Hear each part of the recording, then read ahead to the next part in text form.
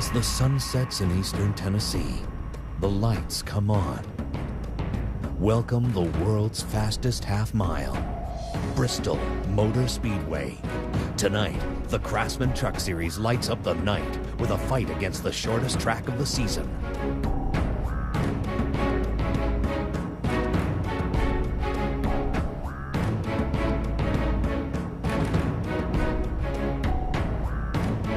How about that pass now?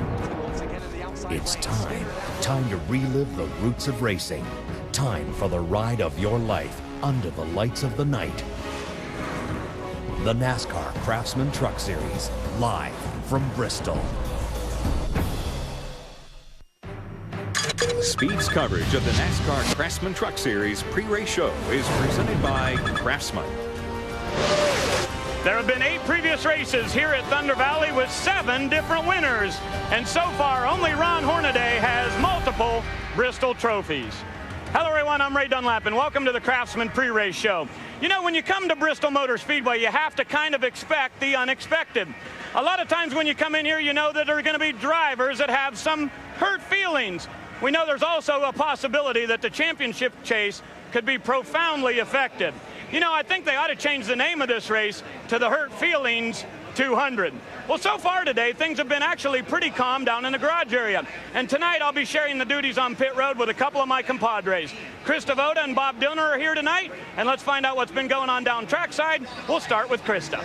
Well, Ray, the news actually started earlier this week. Ted Musgrave, our driver who is 4th in points, has a new crew chief. Tom Ackerman is now out, no longer with the Germain team. Now, he's still in the series. He is now working with the number 75 with crew chief Dave McCarty and driver Eric Almirola. So who is now calling the shots for our defending champ? That job now belongs to Rick Gay. Rick is very familiar with the NASCAR Craftsman Truck Series. He's worked in this series with Terry Cook, most recently working with John Andretti in the Busch Series for PPC Racing. We've got a big night, too. Mark Martin is back in the series tonight. Kyle Busch is back. We're going to talk to both of those drivers coming up in just a bit. But let's talk about the news that has really been big today. And for that, we go to Bob Dillner. Well, Bristol can be like a grumpy old lady for some. And today, that grumpy old lady ate up some race trucks here today. In practice, Eric Almirola, he swiped the wall, but he still qualified second. Veteran Mike Skinner and also Aaron Crocker also hit the wall. But in qualifying, the truck that was obliterated belonged to Terry Cook. He just got a little bit loose, is what he told me, and slammed the outside wall. Terry and that team had to go to a backup truck, and they will start at the rear of the field, Ray. Well, I'll tell you, Bob, with the way the trucks are all the way scattered through this field tonight, I can guarantee you we're going to have some pretty wild racing action here at Bristol. But I cannot guarantee you that it'll be quite as crazy as what we saw in our last race at Nashville. These two Thunders are pretty well evenly matched. You know, Skinner's awful tough. We'll see if we can get this Lumber Liquidators Thunder up front and get in victory lane. You're going to have 2 laps to figure it all out here. We're getting ready for this restart. Here comes Todd Bodine early on. Bodine's going to move him out of the way, and Skinner drops to second. Green-white checker, I got inside him. Obviously, Spotter didn't tell him. And I bet Mike Skinner's not real happy. If he gets a chance to get back to the rear bump of Todd Bodine, you'll see the same thing again. I guess if you hadn't won a race and wasn't racing for points and everything, I guess you could wreck somebody to win a race. Todd Bodine trying to hang on to the truck. Skinner trying to make the pass off the racetrack. They both sideways. As they both go sideways, the field goes by them. I just think Todd stepped over the line today. I mean, I wouldn't have wrecked him to win the race. Skinner and Angie and myself and Janet are supposed to go on vacation a couple of weeks. It ought to be real interesting.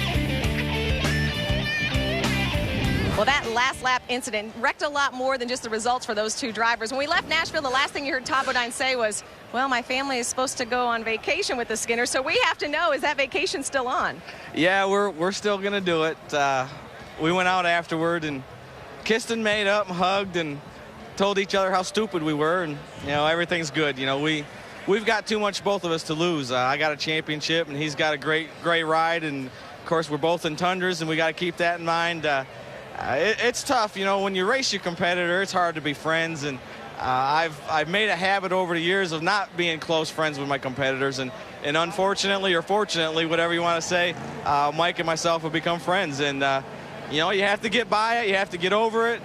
This is another race. Obviously, Bristol's a place that you don't want to hold grudges, so we're going out here tonight to race the racetrack and the rest of the competitors, and if we get racing each other, we'll race each other like we always do.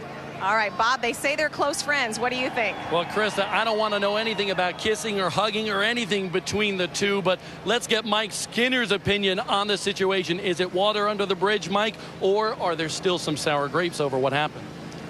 About what happened? 2 weeks ago. What happened 2 weeks ago? Let's see, the 30 and the 5 got into it. Yeah, that's right. Yeah, and I went golfing with the owner of the 30 the next day. We was really mad at each other.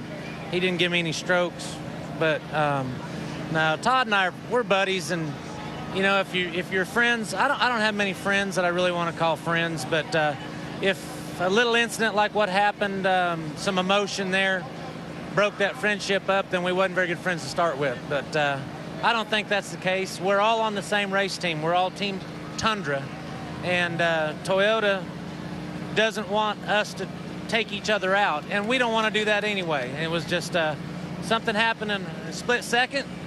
We reacted. 2 wrongs don't make a right. We're all good. Ray, the question is, do you believe them? Well, I don't know, Bob. It sounds like things are pretty rosy down there, but here at Bristol, a lot of times it's payback time. We'll have to see if that happens here tonight. We're not sure. The pre-race is just getting underway. The clock is at 38:12. We've got lots more coming your way. The weather couldn't be nicer here at Bristol. Come right back after this. Coming up next, we'll take a deeper look into Nashville's exciting finish. We'll dissect Bristol truck racing. And NASCAR star and truck owner Kevin Harvick joins us on set when the Truck Series pre-race show continues.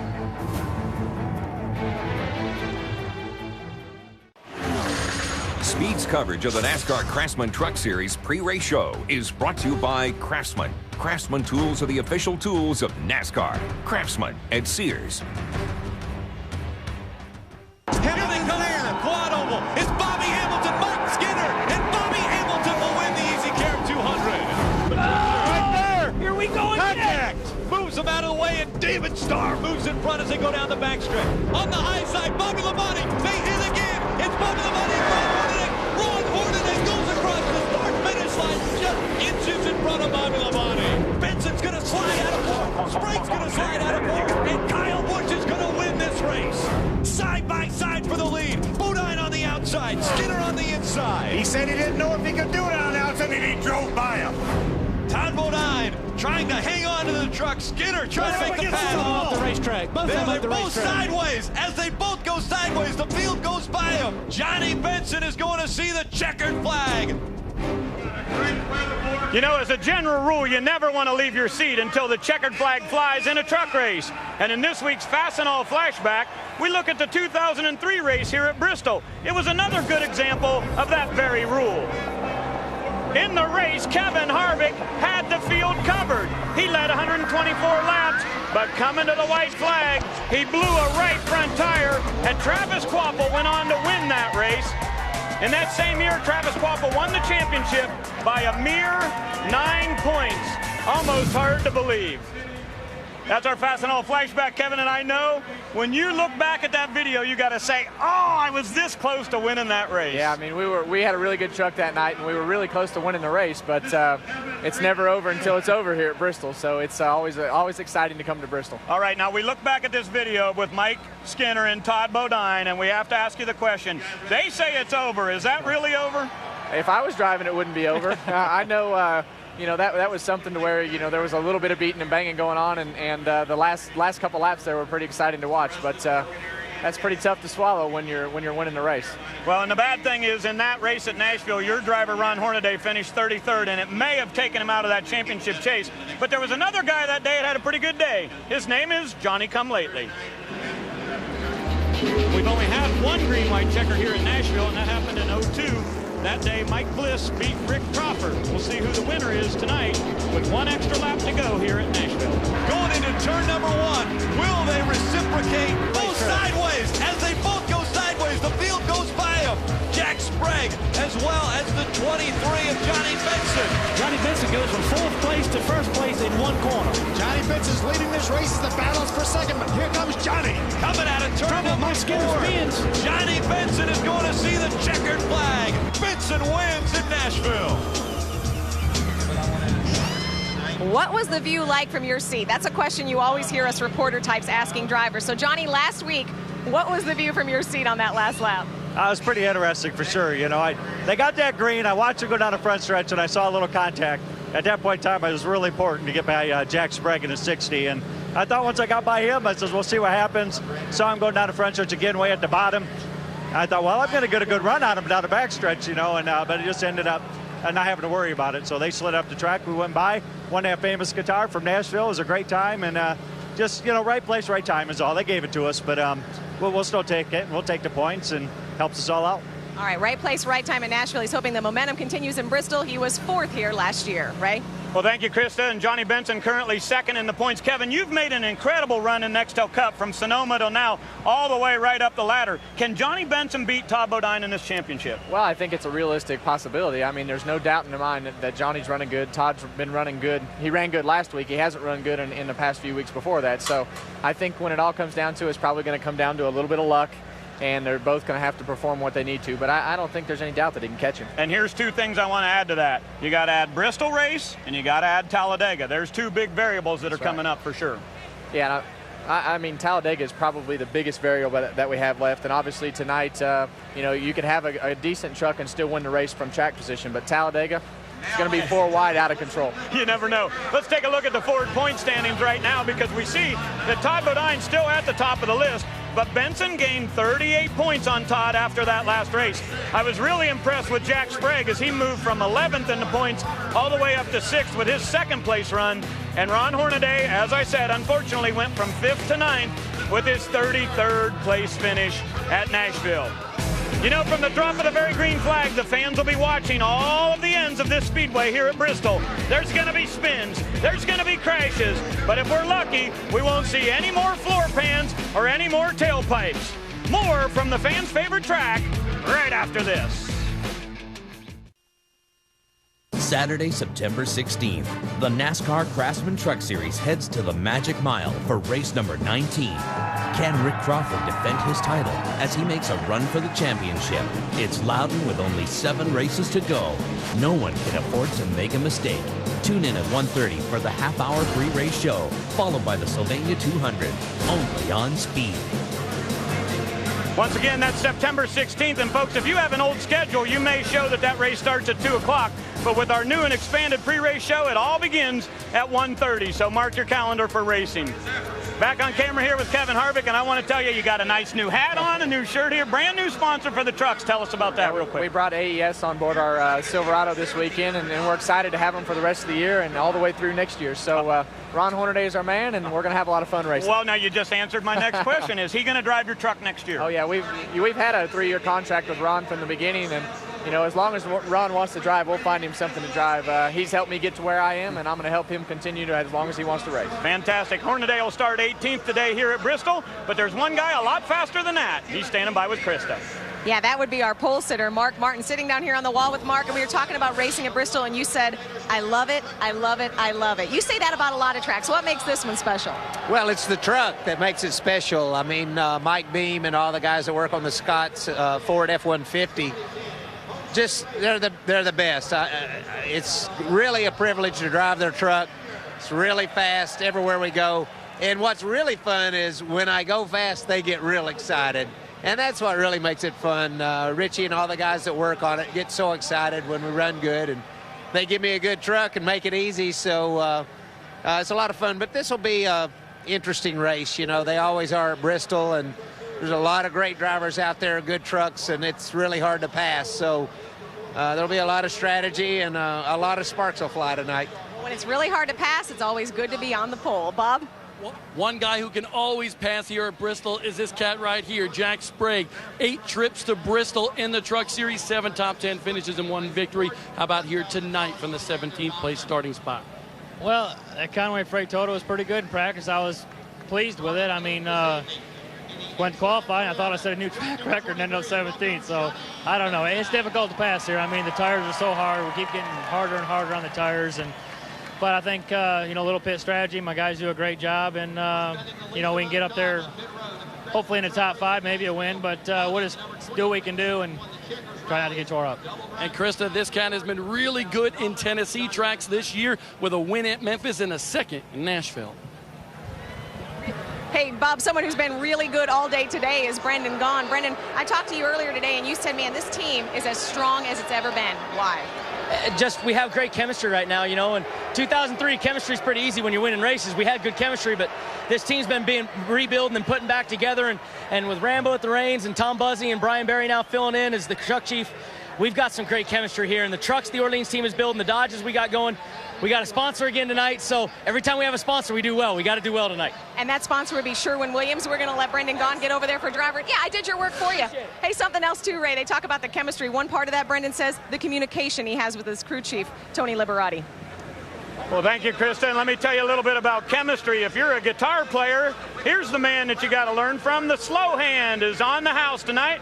23 minutes and 45 seconds till we go green right here at Bristol. Eric Clapton is in the house with Todd Bodine. Now here's a question for you. Will there be lots to watch this evening? Heck yeah, the sounds you'll be hearing every 30 laps or so will be the squeal of tires. A few drivers may even be looking the wrong way at oncoming traffic. It's always like that here at Thunder Valley. The Craftsman pre-race show continues here at Bristol Motor Speedway. Final adjustments have been made on the trucks. Pre-race preparation is completely over. The trucks are on the grid, and now the drivers have to get ready for 200 racing laps on one of the toughest tracks in all of America. You know, there's a lot of drivers that have been at this racetrack before that you would probably be surprised that have never led a lap. Some of the superstars of our NASCAR Craftsman Truck Series, look how many laps they've been around this speedway without ever being up front. And there's one other driver that I think might end up front tonight. That's Kyle Busch. Looking for his first ever win in the NASCAR Craftsman Truck Series. Across the start-finish line, Kyle Busch will win. Kyle Busch will see the checker flag and win the Dover 200. Benson's going to slide out of fourth. Sprague's going to slide out of fourth. And Kyle Busch is going to win this race. Here comes the 51 of Kyle Rowdy Busch winning at Lowe's. Well, the one extra in the field, Mark Martin, has never raced a truck here at Bristol. The other extra, Kyle Busch, also a winner this year. You were 5th last year. How good is your truck going to be here tonight? Well, I hope it's going to be really good. You know, the Chevrolet Silverado was pretty strong here in practice. We liked it. We made a lot of changes to it, though, all day long, and we think it's going to be pretty good for tonight, so we're excited about it. Hopefully it turns well through the center, has good drive-off, and we can make it up front. All right, and Rowdy Busch is back, too. Look at back on the truck, and he's actually got Rowdy on the fire suit tonight, Ray. Well, thank you, Krista. You know, time goes by so quickly here, Bristol, but so do the laps, Kevin. What do you think is going to happen in tonight's race? What do you expect to see? Well, the thing that I expect to see is you might not see the fastest truck win. It's all going to come down to who gets to pit early enough and gets the track position and how the yellows fall. So you don't have to have the fastest truck here. The fastest truck usually doesn't win here a lot of the time. So. All right, let me ask you who's going to win it then. Now, I'm not going to let you pick Ron Hornaday, which is the guy that drives your truck. Who else in this field do you see going to victory lane? Well, I don't think you have to look much further than the guy on the pole. I think Mark Martin's probably going to be the truck to beat because he has track position right off the bat. All right, let's find out from Krista who she thinks is going to victory lane. I'm going out on a limb, guys. I'm getting crazy because this is a crazy track. I'm saying Matt Crafton. He's been good on short tracks all year, and he's been good at Bristol. So why not, right? Bob? Krista, I am going to pick somebody that's never finished in the top 10 here at Bristol in the Truck Series. Mike Bliss, he starts 4th. Why am I going to pick him? Because he has this pit stall. It's been very lucky in the Cup Series for Davey Allison, Jeff Gordon, and Dale Earnhardt Jr. because you got a straight shot off the backstretch right out through pit road. Well, I'll tell you what, Bob, there's no way that I can't go with Mike Skinner. Now, he started every race here on the front row. He's not going to do that tonight, but he's led 442 laps right here at Bristol Motor Speedway, and I think Mike Skinner will be the guy that works his way to the front of the field tonight right here at Bristol Motor Speedway. Well, we're just about out of time on the NASCAR Craftsman Truck Series pre-race show, but there's more to come from Bristol Motor Speedway. Don't go away. I think you're going to find out that there's going to be some great action when Truck Series continues here from Thunder Valley.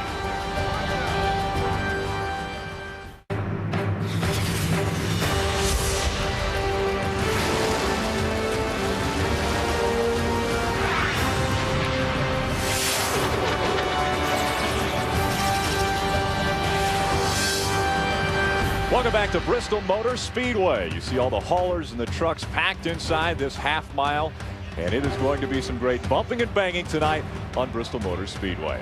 Well, everyone, Rick Allen, Phil Parsons, Michael Waltrip. Now, the other people on pit road were able to make picks, so I want to give you guys a chance as well. Michael, who do you think tonight? When you got to bump and grind and bang gears and go, I like Ron Hornaday. He's my pick. Ron Hornaday. And Phil? I'm telling you, not because he's sitting on the pole, but Mark Martin was so happy with his truck during practice. He's my pick along. Kevin Harvick and I are going to share Mark Martin. All right. Well, I'm going to have to go with Brendan Gaughan. I think Brendan showed a lot in practice today. Qualified well. He's in the top 3, so we're going to expect some good things out of a lot of different drivers tonight. But let's continue with pre-race activities and go trackside for our invocation. Ladies and gentlemen, would you please stand for the presentation of colors by the Tennessee Army National Guard and tonight's invocation by Reverend Frank Blevins of Raceway Ministries. Shall we pray? Our Heavenly Father, we pause in the moments of this excitement and enjoyment and fun to let you know that we're reminded of our need of you. You're the giver and the sustainer of life. And because of that, Father, we ask your blessings upon this crowd, upon each driver, protect them, their crews, and each family gathered around here. Father, give us a good time together. Let it be fun and keep us safe. Take us home safe. For we make our prayer in the name of Jesus. Amen. And now for our national anthem, Scott Branson. Oh, say, can you see by the dawn's early light what so proudly we held at the twilight's last gleaming, whose broad stripes and bright stars through the perilous fight and the ramparts we watched were so gallantly streaming, and the rockets' red glare, the bombs bursting in air, gave proof through the night that our flag was still there. Oh, say, does that star-spangled banner yet wave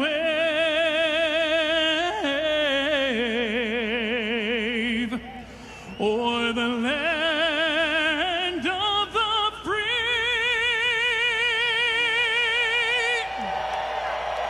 and the home of the brave?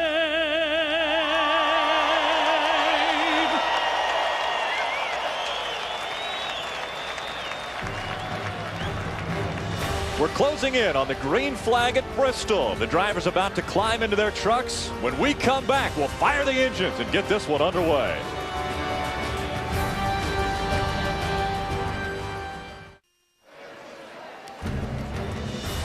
Welcome back to Thunder Valley in the high banks of Bristol for the O'Reilly Auto Parts 200 presented on speed by Fastenal. A beautiful evening, a great day here in the Bristol, Tennessee area, in the far east end of Tennessee in the Appalachian Mountains. Now, when you talk Bristol, I think you've got to talk pit strategy. Phil, this is one of those races where it's only 200 laps, so you could almost go the entire distance on one tank of fuel, but I don't think too many guys are going to try that strategy. No, I don't think so. But so much of the talk in the garage area today was backing this race up from the end of the race, 200 laps back, to see how early you can get in your pit window. Most of these guys are talking about anywhere from 30 to 50 laps. From that point on, having enough fuel to go the distance. A lot of guys are talking about doing it, talking about stopping that early and then running 150, 60 laps on fuel. We heard Kevin Harvick in the pre-race show said sometimes the best truck doesn't win because pit strategy often comes into it. But it sounds easy, but is it? No, it's not easy. And you know why, Phil? Because you've got to have a good handling truck. you have to have a fast truck that you can get down on the bottom of the racetrack, because everybody will be beating on that back tailgate. If you pit early and you get out front and you don't have a truck capable of staying there, you're toast. They're going to wreck you. And that's what we're going to see a lot tonight. So if you like action, you've tuned into the right show. We're going to spin out early, and we're going to spin out often, I promise you. They talked about it earlier in the pre-race show about the Todd Bodine, Mike Skinner incident. We're at Bristol. Is that incident over? Well, there's going to be 15 people that leave this racetrack just as mad as Todd Bodine and Mike Skinner were at Nashville. This is going to be, everybody's going to be mad at everybody when they leave this racetrack. There's no question about it. And it's just because it's so intense, Rick. We're running an inch away from each other, over 130 miles an hour on this half-mile track. That is a recipe for running into one another. And that's why I'm so confident that we're going to see a lot of fun stuff happen tonight. And the drivers are strapped in. They're getting ready to put the window nets up on the trucks, meaning that we're about time for tonight's command. So we'll go back trackside for those most famous words in racing. And now, ladies and gentlemen, for the words we've all been waiting for, O'Reilly 200 Grand Marshal, Mark Keck. Drivers, start your engines.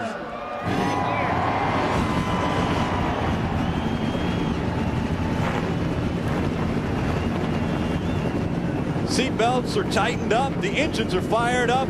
Can anyone stay with Mark Martin tonight in Bristol? He'll start on the pole. It's his first Truck Series pole, and this is his first truck race in Bristol. He's won twice in a Cup car. He's won twice in a Busch car. Can he win in a truck? The NASCAR Craftsman Truck Series on Speed is presented by Fastenal. Quality products and service from quality people. Expect it from Fastenal. Brought to you in part by Craftsman. Craftsman tools are the official tools of NASCAR. Craftsman at Sears. By Team Chevy and the 2006 Monte Carlo SS. Now with the legendary small block V. Chevy, an American revolution. And by Valvoline. Tested on the track, trusted on the road.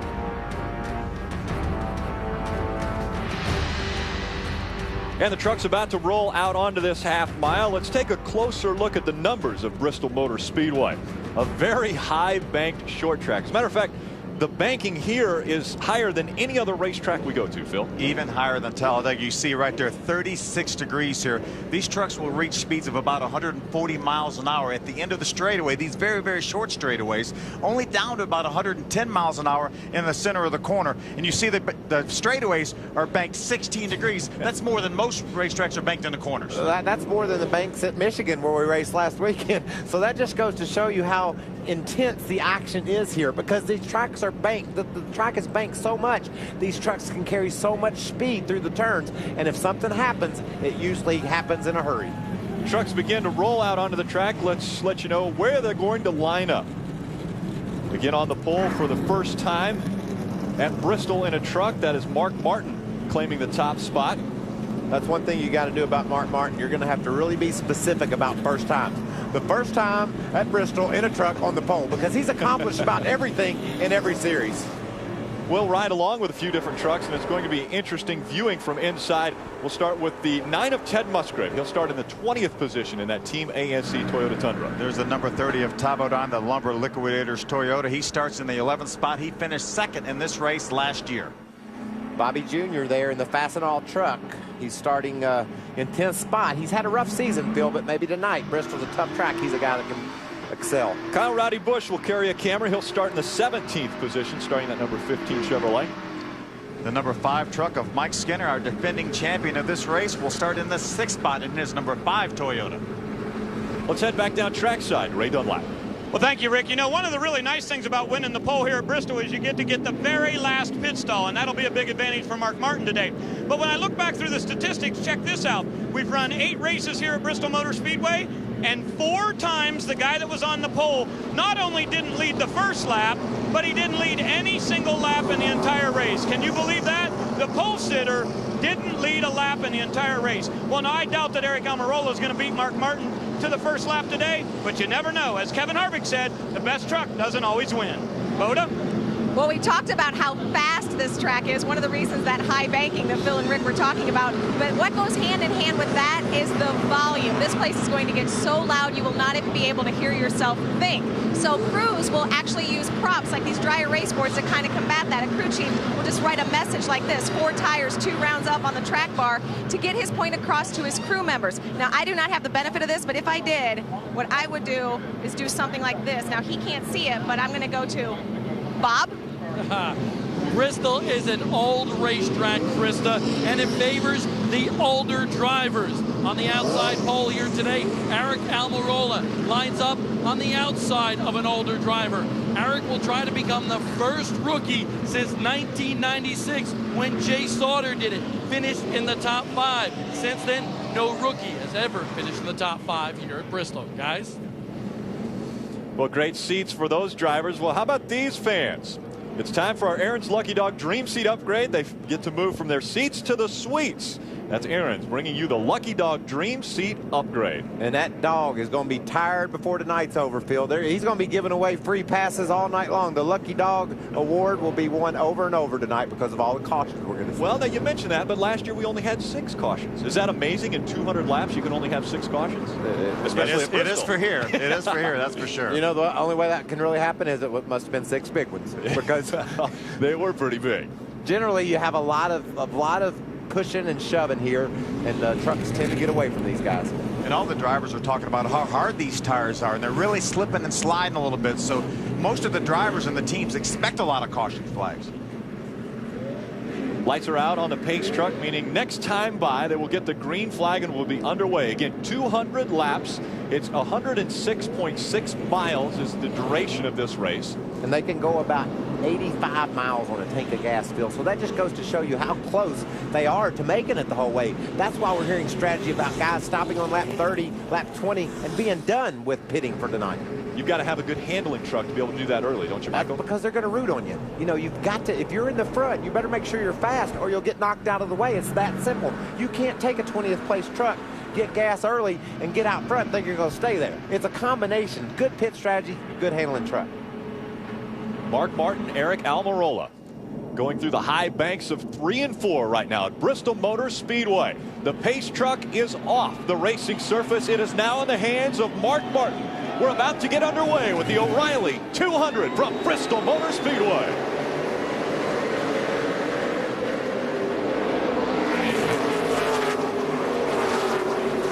That was a nice heads-up move by Mike Skinner to jump to the inside. He's going to get a couple spots by doing that.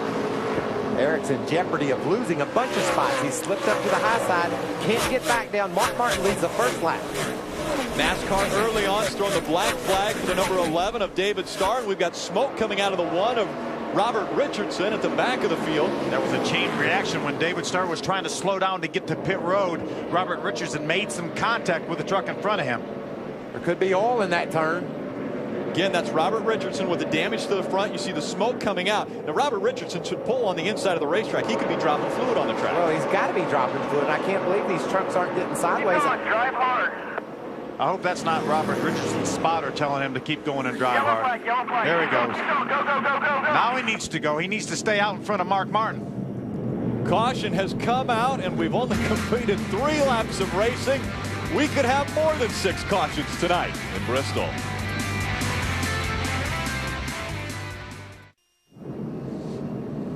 And early on, a wild start at Bristol Motor Speedway as the field now spreads out.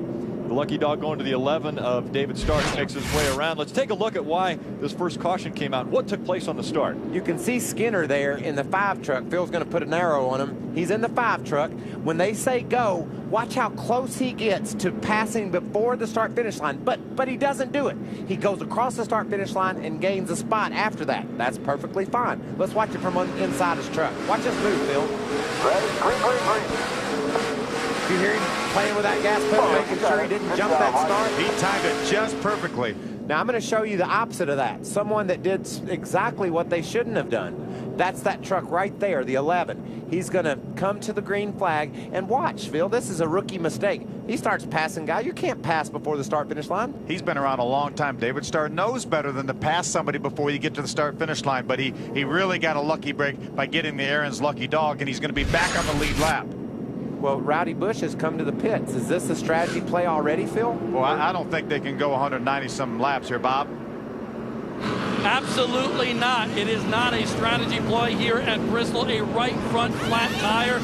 Kyle Busch came over the radio right after the green flag came out and said, guys, I think I got a caught tire going down. They caught a break here. He'll be able to go to the back of the pack, and it'll be a tough going from here on out. But at least he didn't get that flat tire during a green flag run, guys. That's a good point. I think that these guys, if enough caution flags fall, you're going to see some crazy strategy here tonight because the tires are hard, like you mentioned, and they don't give up. We'll be back with more from Bristol Motor Speedway after these messages. Again, under our first caution from Bristol, Tennessee.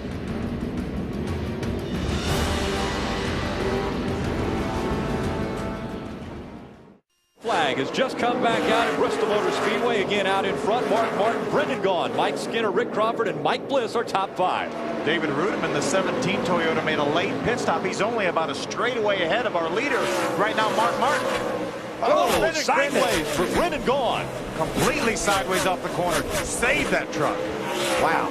If he's that loose, Phil, right up in the front, like I said earlier, he's got issues. These guys are going to be all over him. They're going to worry him to death up there in third spot. Brendan very strong in practice, third quickest in our final practice, and he qualified third. So a strong truck tonight for that Dodge. Yeah, Mike Bliss, the 16 truck you see right there on the right of your screen, he was one of the best trucks also in practice. Great qualifying effort for him. Looks to try to make his way around the 14 of Rick Crawford. Field beginning to spread out now. How do you pass? You run into someone. You bump them. That's about the only way to pass here, Phil. Michael, watch this save by the 7-7 of Brendan Gaughan. You see, he wiggles right there, then he gets completely loose off the corner sideways. Just may have ticked the outside wall, but a great save. And Mike you know, Skinner got by him. If he's that loose, Phil, and that thing will come in for him, that usually pays dividends. If he's able to hang on to it on new tires a little bit loose, he won't go to pushing the front end. He'll be able to make moves back up through the field. And he's able to hang right in here with Mike Skinner, our second place truck. Right. And guys, that's exactly Brendan Gaughan's strategy. It takes him about 25 laps before this truck comes to where he wants it. In practice, he said, what you've got to be is really loose into the corner, and that way you can get off the way you need to get some run down the straightaway to make a pass. You got to be loose in if you're going to win here, and Brendan believes by lap 25, he'll be good to go to the front. Krista? Well, if you're watching at home, you are wondering what happened to David Rudiman. David Rudiman had to come in and hit under that caution on lap 4. He was feeling a vibration. They made a 4-tire change. Turns out the left front had loose lugs. They came back in on lap 7 to check the rights also. David Rudiman said the vibration he hopes is gone when he goes down to fix it. Well, Rudiman's running some really fast lap times, Phil, but man, he's last. And Mark Martin's coming up from behind, and Rudiman's got all these slower trucks in front of him that he's going to have to work his way through. He needs to be patient right now, or he'll find himself in the middle of a mess. But he sure needs to get some of those slower trucks between him and Mark Martin, and then maybe try to put some distance on Mark while Mark tries to make his way around those slower trucks. There's Todd Bodine trying to get by Marcus Ambrose. Bodine in the Lumber Liquidators number 30. Marcus Ambrose just in front of him in the 20. Guys, we talk about it all the time. You see the gap in front of Marcus Ambrose. That's not what a driver wants to see. Todd's going to get a little bit impatient here because he sees that there's a big gap in front of Marcus. Bob Dillner. Well, guys, I just want to make sure that everybody knows at home we do not have a tire problem here at Bristol. This is the tire that came off of Kyle Busch's machine, and you can see it was just cut. And that cut, you can see the hole goes right down to the inner part of that tire.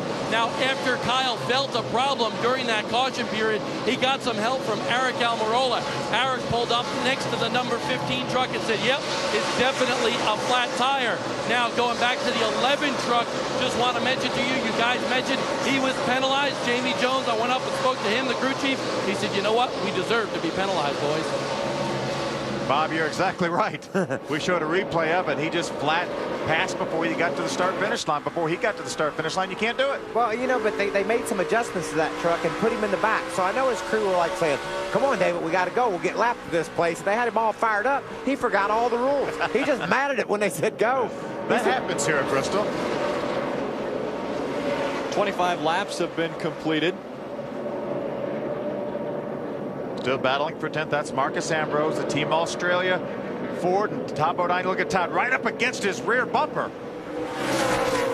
Bodine looking for a way around Marcos Ambrose. He's been riding behind him for the past 5-6 laps, right on his back bumper. Has not found the line yet to get by him. I guarantee you Marcus has never seen anything like Bristol. He's thinking, what are we doing? I mean, this place is crazy. Marcus known for his road racing from Australia. And now he's going to get the bumper from Todd Bodine if he doesn't get out of the way. Yeah, Marcus is going to get pushed out of the way here. It's just a matter of time. There's about a straightaway now between Marcos Ambrose and the 75 truck of Eric Almirola in front of him. So he's going to be moved out of the way right now. One of these times when he comes down like that, Todd's nose is going to be there, and around he's going to go. Marcus trying to stay in front, gets a little loose. There goes Todd Bodine. And here comes everybody else. Chad Chapman, Ron Hornaday. We see Dennis Setzer trying to make the pass as well in the 85. Dennis is going to try to get there. Marcus is going to try to get back to the bottom. Dennis is not going to let him get in there. Dennis doesn't want to get hung behind him. Here comes Ted Musgrave. Trouble off for turn number 4. At the back of it, guys. Looks like the 50 of David Ragan. Reagan gets spun around. Our second caution of the day gets brought out. Saw a little damage to the left rear corner of that 50 truck. We heard a spotter say that somebody got him from behind. I believe it was the same situation we saw with Todd and Marcus, Phil. There was a gap in front of David Ragan, and the truck behind him just finally said, well, I'm in here a little bit. Yeah, these drivers are not going to put up with that gap for long. We saw Todd working on the back bumper of Marcos Ambrose, and finally he got loose, and he got underneath them, and away they went. A little bit of damage there on the back end of David Ragan. The 13, Kerry Earnhardt, earns the Aaron's Lucky Dog and will be able to grab a lap back, get back on the lead lap. And welcome back to the O'Reilly Auto Parts 200, presented on Speed by Fastenal. We're at the Bristol Motor Speedway, and a lot of things have taken place here in the last 2 minutes. Here's the reason why we are under caution. The 50 of David Ragan has a little help, but gets spun around. Two Davids collided. And it wasn't with Goliath. No. There you see the truck up ahead spinning. In front of you, spin in front of you, spin in front of you. And Rick, something really interesting. Caution is out. Something really went crazy during this caution, Phil. Half the field decided to pit. Their strategy is lap 30, like we talked about. We're done pitting. The other half of the field said, nah, it's too early. Be interesting to see which half's right. Ray, whose strategy have you got? Well, I've got Mark Martin's, and here's the deal. You know, when you're the leader, sometimes you're forced to make a decision, and he and Mike Beam talked about it.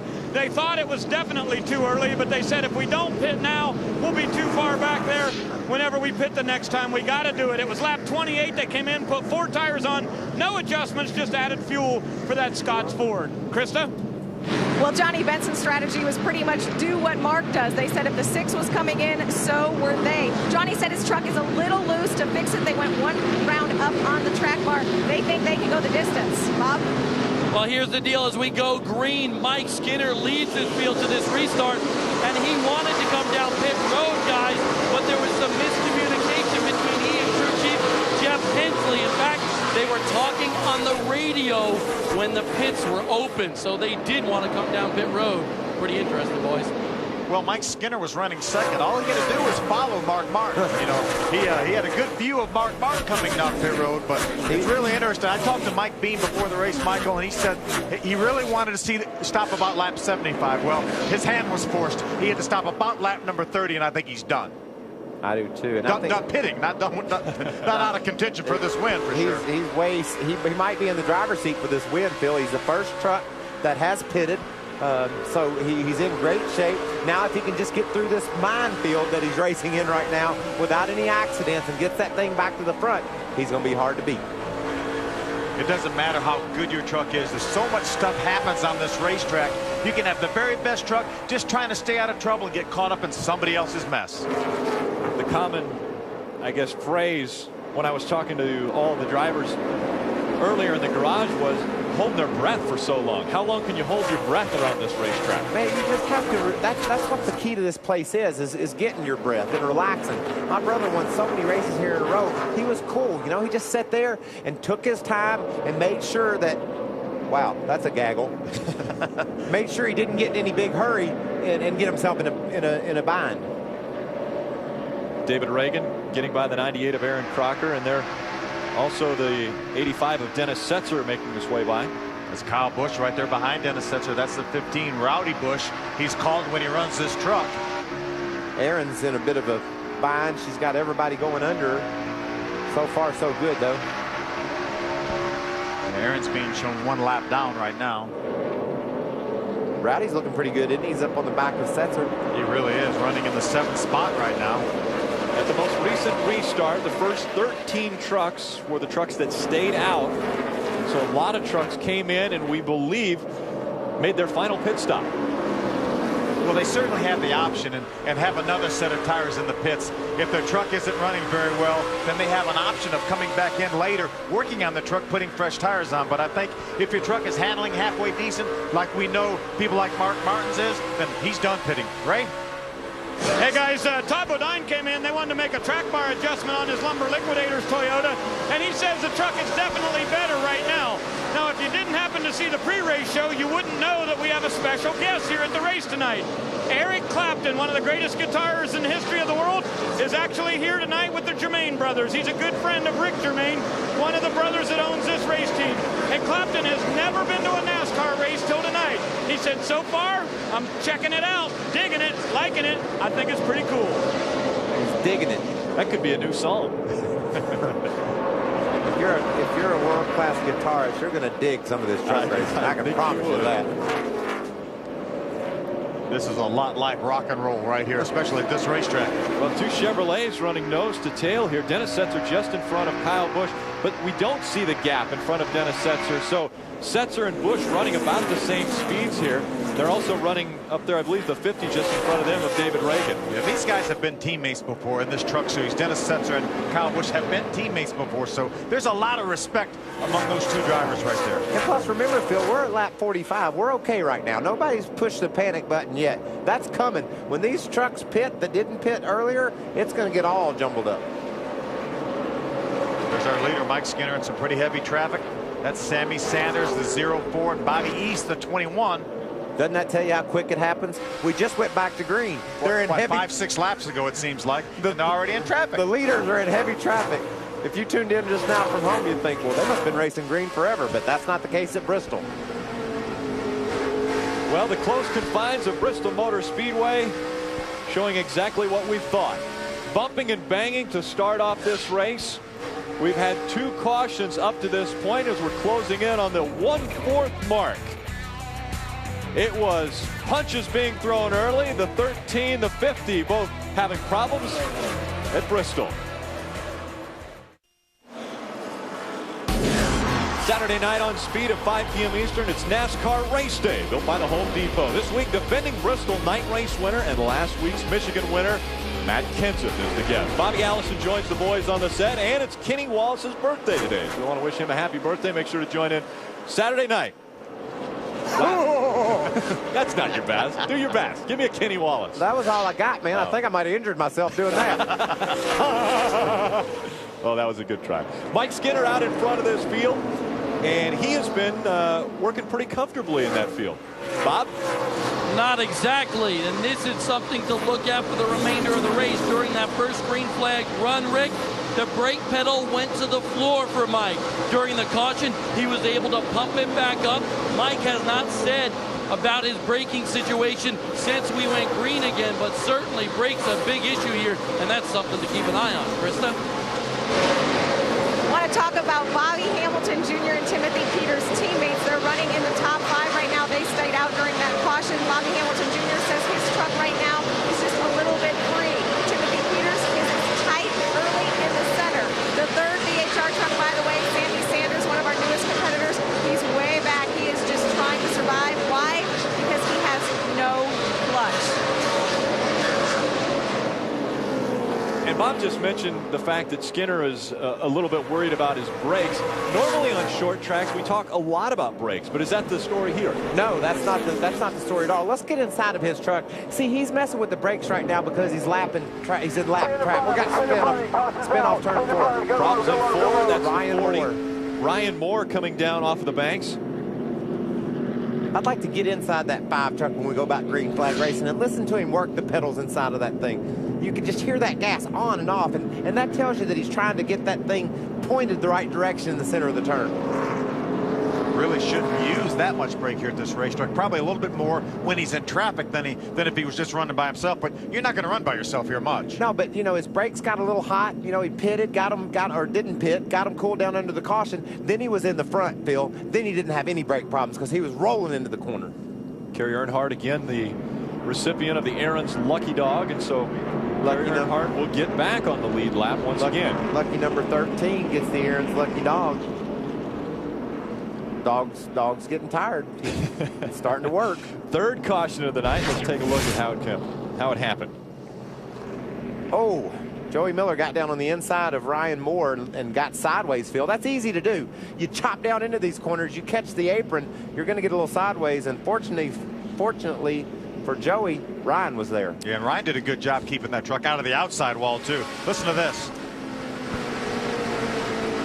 Spin in front of me, spin in front of me, caution's out, spin in front of me, go low, go low, go low. Good job on Mike Swain right there, telling Mike Skinner exactly what he needed to know. Did you hear Mike go down to third gear? Yep. Maybe he does have a brake problem. Instead of trying to stop the truck, he threw it in third. Krista, what's going on? The 18 of Bobby Hamilton Jr. has brought his truck down. A lot of tension down here. They were looking for a good pit stop because they know this could be their chance to score their first top 5. Bobby Hamilton Jr. is the highest in points without a top 5. He's been complaining that his truck is just a little bit free. They tightened it up just a touch, put on 4 tires, and they are down and away. Bob. Krista, it will be a 4-tire stop for Mike Skinner. That truck wants to spin out going into the corner, so a track bar adjustment. Ray?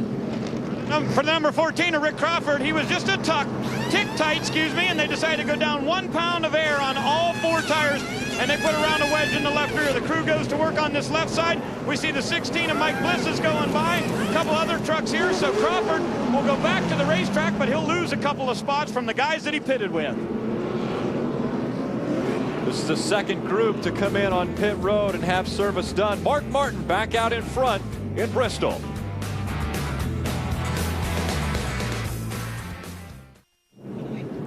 Sunday on Speed, it's the all-new Speed Report. Go beyond the highlights and beyond the stats. Get the why with the Speed Report. Sunday, 8 Eastern and Pacific, only on Speed. You get the why. I love that. The why. You know, you see what happens. Not only the what, not only the what, but you get the why. And I love that. Why did they pit on lap 30? And, oh, by the way, Mike Skinner won this race a year ago, pitting on lap 70. Yeah, well, he's got Mark Martin right now out front here. Mark has reassumed the lead. He pitted back on lap number 30. The rest of the field pitted on lap 66. That didn't pit on lap number 30. And Mike Skinner all the way back to 16th spot here on this restart. So finally, we're going to have an answer. Which was better? Because half the field pitted at 30 and half at 60-something. So we're going to find out what the best strategy is tonight. And what is the key of that? Is it tires? Will the tires go away come lap 180 for some of those guys that pitted on 30? I think the guys that pitted on lap 30, one of that group will win this race because track position, Rick, is so key. You know, Skinner's back in 16th right now. He can have a great truck. It's going to take Eric Almirola up the track there. He got shoved up the track, Rick. Yeah, by the 9 of Ted Musgrave. There's Jack Sprague, the 60 truck going by Eric Almirola. 59 Chad Jeff trying to do the same thing. But we talk about Mark Martin. Johnny Benson's running second. Todd Bodine, Ron Hornaday, Musgrave, Eric Almirola right there. Those are some of the guys that pitted back on lap number 30. And now they have the track position. And they're great trucks. Absolutely. I mean, they got it all going for them right now. Field all on the line. Terry Cook currently running in the 11th spot. And just moments ago, Terry Cook put himself in a little bit of a tight spot. So he's on the outside right there. Boston Reed, the 25. Then he tries to get back down to the bottom of the racetrack, and the 88 of Matt Crafton is there. And he got away with it. You don't get away with that every time, Phil. Krista. You guys are exactly right. He did get away with it. He wanted to come in. He missed the pits. They had pitted back on lap 29. Terry Cook was complaining of his truck being a little bit tight off center. He was also in danger of going to lap down. They wanted to come in on 66. Remember, this was a great tuck all day in practice. They were quick in qualifying, and we do have another caution on the track. Yeah, Krista, that's Marcus Ambrose in that 20, getting up in turn number 2, up into the wall, actually, bringing out our 4th caution. He came right down pit road. That will cost him a lap. If he would have stayed out on the racetrack, he was in front of Mark Martin. But you see him now, he's racing down pit road trying to get ahead of Mark Martin, and NASCAR probably won't like that. No, you can't speed to save a lap on pit road, and that's exactly what he did. Short track racing for the NASCAR Craftsman Truck Series, bumping and banging at Bristol.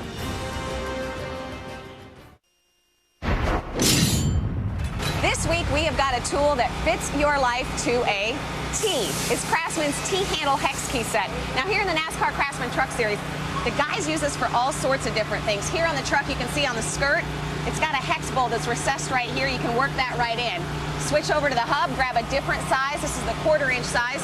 Work right on in here. And you can tell I can really get in here easily. The accessibility is great because these things have a ball end, so you can really hit your mark. Of course, I mentioned the T-handle. It's great for comfort, grip.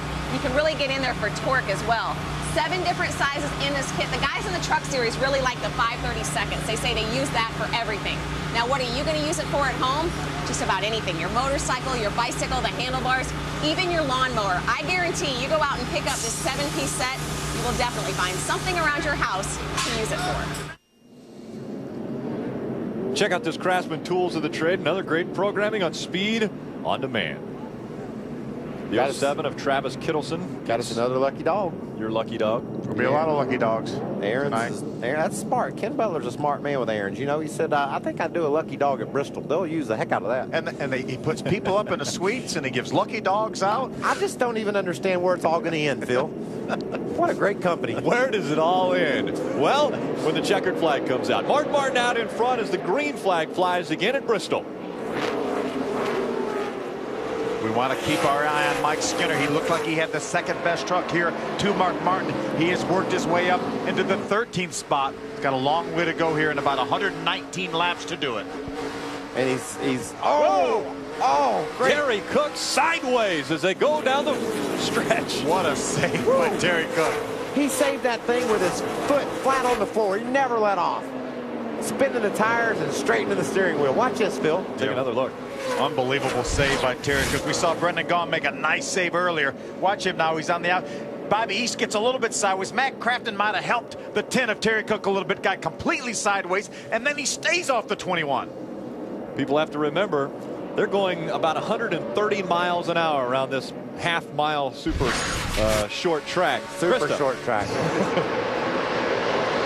Hey, guys, something to add on that great save by Terry Cook. Just a few laps before that, his crew chief Dennis Conner gets on the radio and says, hey, Terry, if you see one of those tough pills take to the dash, you might want to take it for this kind of race. Terry said, hey, man, I've only got one. The crew chief said, you might need 2. This is Bristol. I guess Terry just used up his first one, right? Now, remember, Terry Cook backed his truck into the wall coming out of turn 4 in qualifying. So that's actually a backup truck.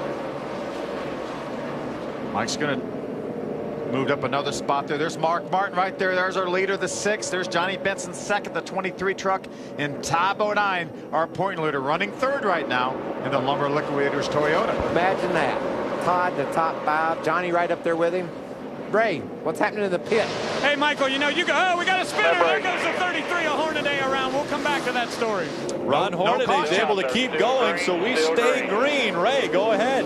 Wow, how about that? Action all over this racetrack. And, you know, part of it was about Mark Martin. I wanted to tell you about, you know, he pitted at lap 28, and the out caution is now out now. But, you know, you guys were talking about the 2 differing strategies of coming in on lap 28 or 66. Well, I want to give a shout out real quick to Bobby Hudson, who is the spotter for Mark Martin. You know, whenever you're back there in the middle of the pack, you've got to really work your way through traffic. And Bobby Hudson up at the top did a good job of helping Mark know which of the guys had tires, which didn't, who are the good guys in this series, because Mark has only run a few races with us. He doesn't know everybody yet. So the spotter, very important here at Bristol. He helped Mark get through that heavy traffic. Mark Martin's got a little talent behind the wheel, too, to be able to negotiate that. There's Aaron Crocker right there. She is the reason for our most recent caution flag. Watch this. Ron Hornaday. This did not cause a caution. Ron just got loose getting in the corner. Ted Musgrave, the 9, did a great job getting by him, but Ron actually saved that truck. You just don't see that. Ron just lost that truck. That tells you how on the edge these guys are, Phil. Every lap is like a driving exam just to survive at Bristol. Watch this, Michael. Watch him. He just hooks it in there and the thing spins out on him. Well, it almost spun out on him. Yeah. Great save. Bob. Well, Aaron Crocker is on pit road, and she has had a pretty difficult day. She said she hit right here with the right front very, very hard, but that's not the first time she hit with the right front today. In fact, Jason Keller actually warmed up that truck and gave her a feel for it, set up that truck a little bit earlier today, but trouble for Aaron Crocker as she continues to adjust to these short tracks in that heavy race car. Aaron Crocker being scored 4 laps down. This one, a lot of damage to the back of that truck as well. Bumping and banging continues from Thunder Valley, Bristol, Tennessee.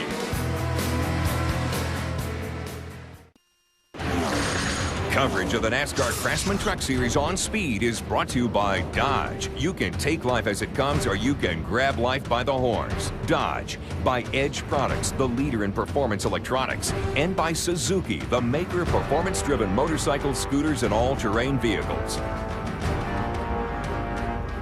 Field coming out of turn number 4, again being led by the Scots number 6 Ford of Mark Martin, and we're back to racing in Bristol. Mark gets a good clean restart right here.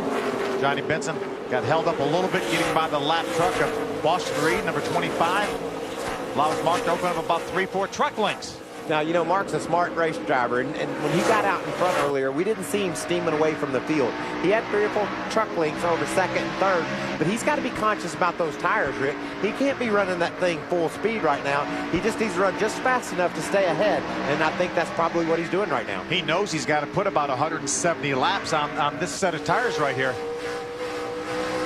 Ron Hornaday again having problems staying in the corner. He got a little sideways. Looks as though Brendan Gaughan getting stuck out now in the number 77. There's Mike Skinner right here trying to make his way by the 21 of Bobby East. If you're watching on TV, you've got it made, because I'm up here trying to watch it on TV, and they're wrecking and they're running over each other in both turns. I'm getting dizzy looking back and forth at all the action going on here at Thunder Valley. Ray Dunlap. Hey, let's give you an update on the guys up in 3rd and 4th position. We'll start with Todd Bodine. Todd thought he had a flat right rear tire, so his teammate Ted Musgrave went up and looked at it and said, "No, buddy, everything's okay." Todd says this truck just does not feel right in the center of the corner. Something's wrong with it. We'll keep an eye on that. Now, for Musgrave, he said on the radio just a minute ago that all the trucks in front of him are starting to slide around, and he can't wait for the last 30 laps of this race. He said he believes his truck will be better at that long run when they get those tires really worn out. Boda? Ray, you mentioned drivers who think they have tires going down. Put Chad Chapman on that list. Chad Chapman in the 5.9 thought he had a tire going down. He said his truck has been pushing hard. The spotter took a look at it and said, "Nah, buddy, we think the tire's fine. We think you're just pushing." By the way, Chad Chapman right now running 7th in 3 starts here. That is his best finish. He finished 7th here back in 2003. He's coming off his best finish of the year last weekend. Chad's done a great job in that truck, Phil. He really has. Jim Harris got Melling engine parts on the truck this week. I know that means a lot to you, looking at that throwback Melling paint scheme. Absolutely. Harry Melling was a good friend, the late Harry Melling, but Mark Melling taking over right where Harry Melling left off and helping a lot of these guys get to these races. A couple different drivers showing new colors. The Exide batteries back on the 23 of Johnny Benson, coming at perfect time right after he wins a week ago, or week and a half ago. Oh, a little bumping there. Excuse me. That's Bill Lester in the 22. And we see some sparks coming out of that 33. Well, Rick, you know, a few laps ago, we were watching another battle, and Ron Hornaday had another very, very close call getting in Terminal 3. Watch, he's right in between 2 trucks. Another completely sideways situation, and he saves that one. And that was actually the 08. Chad McCumbee throwing the sparks. We're on board with Bobby Hamilton Jr. He got into the back of the 15 of Rowdy Bush. Well, the 15 decided he was going to come over, and Bobby Jr. said, "I don't think you are." I tell you, we've seen some great saves, though. 2 by Ron Hornaday. Brendan Gaughan made a terrific save early on. Terry Cook, an amazing save here. Some great driving out here. On board with Bobby Hamilton Jr. as he looks at the tail end of that new Sherwin-Williams 77 Dodge. Yeah, Brendan has Sherwin-Williams on the truck this week. He's awfully proud of that. He should be awfully proud about how that thing's running, too. He's had a really good night. There goes Ruderman by the 88 of Matt Crafton. It's a battle for the 15th spot. There's Terry Cook.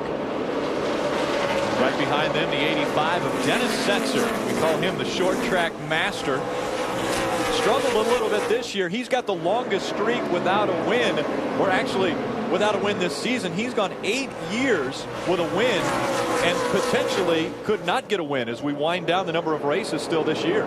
Had a great runner-up finish not too long ago. Dennis really struggled with that truck in practice. I talked to him right before qualifying. He said, we made wholesale changes to this truck. He said, we're either going to be better or we're going to be horrible. It looks like he's pretty decent. Yeah, he's all right now. Again, Mark Martin out in front of the field. Johnny Benson second. Bodine, Musgrave, and Sprague are your top 5. And Skinner is the first cat that pitted on lap 66, Phil. He's up to the 8th spot. So he's showing that he might have what it takes to get this deal done. I don't know if he can tackle Mark and those guys in the first 3 or 4 spots, but he's definitely in a good position to get a good finish. Bob, what have you found out? Well, guys, David Starr has had a pretty interesting day here at Bristol. He was near the top of the speed charts in practice, but slapped the wall in qualifying. He said, you know what, I just messed up. I pushed it a little too hard. Then he pushed it a little too hard and jumped that restart. Got the black flag, had to come back down pit road. But now he's up to the 6th spot. His crew chief, Jeff Hensley, told me, hey, we are really good, really fast right now. But what concerns me is how we're going to be 50 or 60 laps from now. So I went over the radio and I told David, hey, patience is key here at Bristol. David Starr has consistently, Phil, been one of the fastest trucks on the racetrack the last 10 laps. And I think they're right. I think they got a truck that can win this race. He's been so good on the short tracks this year. You know, he won it early this year at Barnesville. He's got an average finish of better than 5th so far in the short tracks this season. And he's on one again tonight. That truck looks really good, Phil. Tucked in behind the 60 of Jack Sprague, that Conway Toyota Tundra. Jack's a former winner at this racetrack. He won this race back in 1999. There's David Reutimann. He's one of the trucks on the move, Michael. He's running great, Phil. I've been watching him closely, too. His truck is right down on the bottom of the racetrack. Krista, what are they saying with that 17 truck? Well, Michael, actually, he's been fighting a bit of a tight truck all night. He was tight center off. Around lap 90, he said it was finally getting better. A little bit tight, but definitely getting better. The problem now, he's having a little bit of trouble getting into 4th gear. That's really the only problem they're having right now is the truck starts to dial in and come to him. Yeah, he's catching that big group ahead of him, Phil, currently in the 14th spot. You can see there, he's really cutting into that lead they got on him.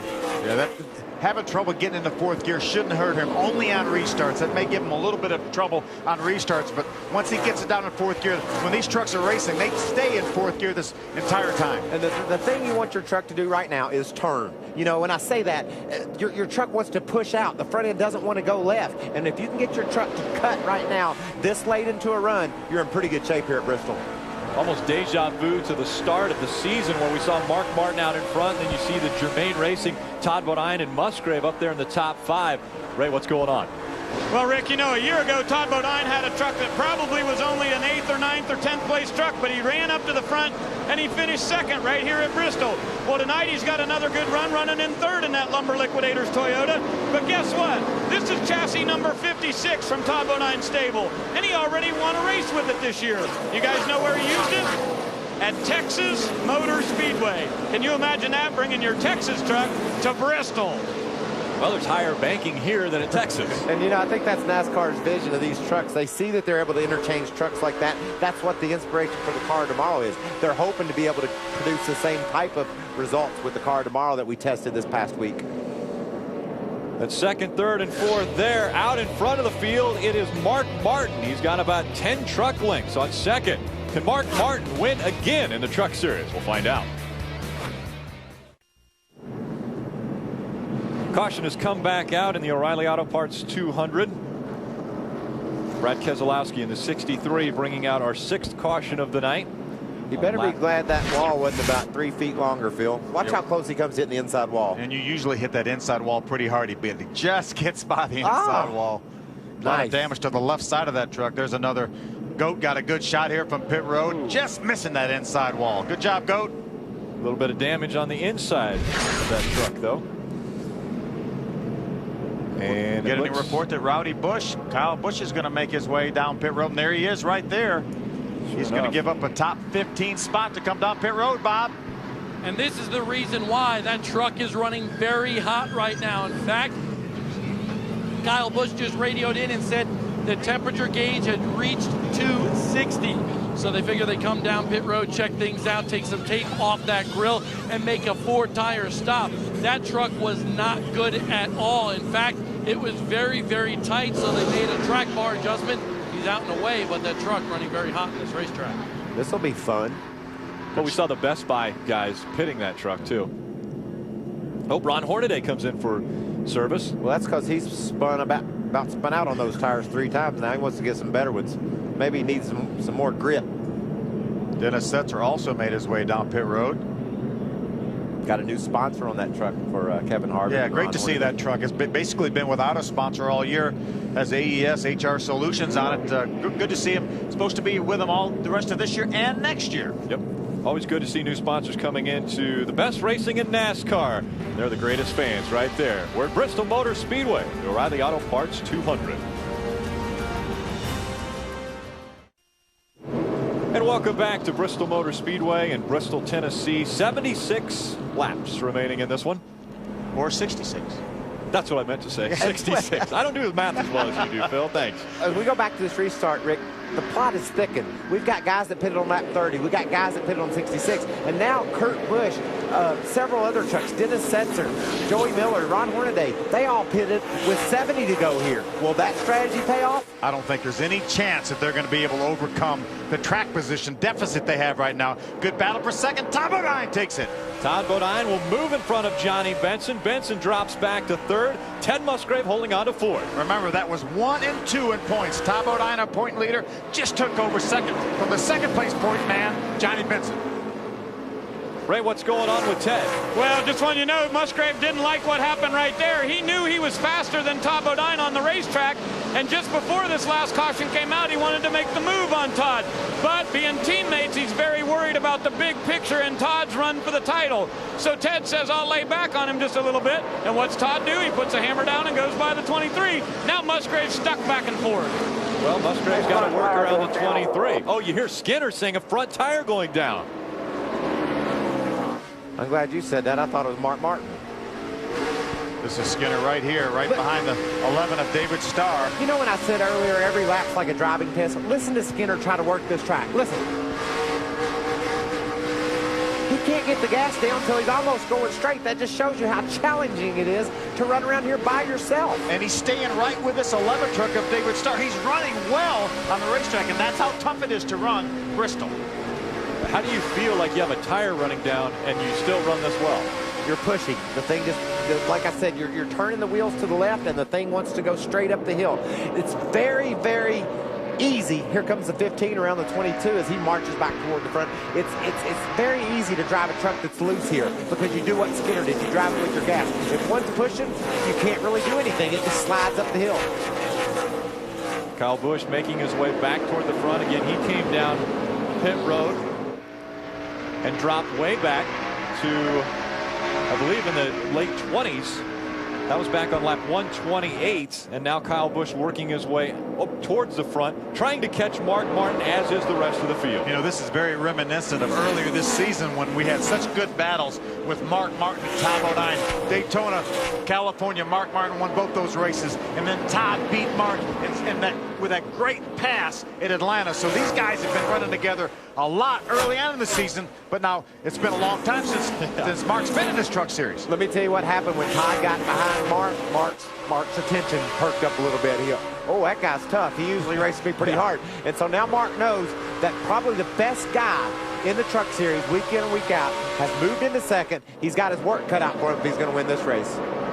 This is 7th and 8th right here. Mike Skinner just in front of Bliss. Now Bliss with a very strong truck earlier today. Looks as though he's all over the back of Mike Skinner and battling for that 7th spot. And Mike Skinner really marched up through the field till he got to right here. He got to 7th, and right now he's about a half a second behind the 11 of David Starr, and he's got the 16 of Mike Bliss all over him. Here goes Kyle Busch by the 10 of Terry Cook. That truck, he fell back to about 25th or 6th. There's contact again. He's raced back into the top 15 now, Kyle Busch has. So his race isn't over yet. Like I said, it'll be fun to watch him come back up through the field. Crawford making the pass for 15th on Terry Cook. Chad McCumbee sticks his nose under there, and here comes Setzer lower than him. Whoa, Setzer gets Chad McCumbee turned around. Cut his left rear tire down, Rick. That's why that truck spun out. When he drives away here, you can see when the two trucks made contact, it blew out his left rear tire. He couldn't hold on to it. Probably pulled the valve stem right out of that truck. There it is right there, completely down on the wheel. Did a good job not getting any more damaged with the outside wall. Now he's trying to pass back up to not lose a lap. I don't think he can do that. Can't do that either. The GPS store, Chevrolet of Chad McCumbee, will have to come down and have service done on his truck. And the GPS has him trying to pass the caution car. You can't do that. Let's take another look right here. He got hung in behind the 10 of Terry Cook, and the 85 of Dennis Setzer drove right up beside him and just ripped the valve stem right out of his left rear tire.